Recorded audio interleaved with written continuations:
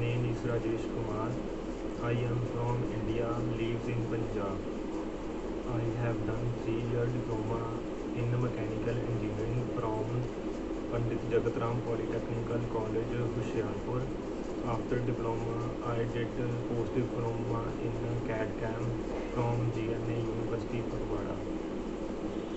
After the completion of post diploma, I start working in GNA Gears Limited company, which is basically original equipment manufacturing company.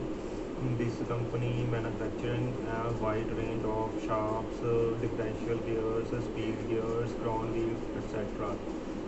For the various tractor companies like John Deere, CNH, Mahindra and Mahindra, Dana, Tafe, Escorts, and many other companies.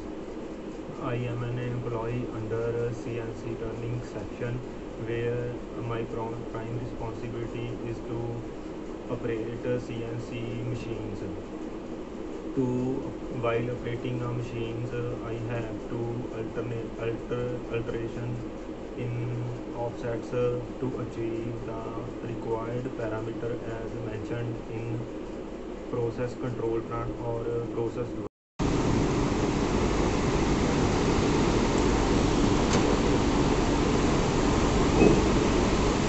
ऊपरी क्या करना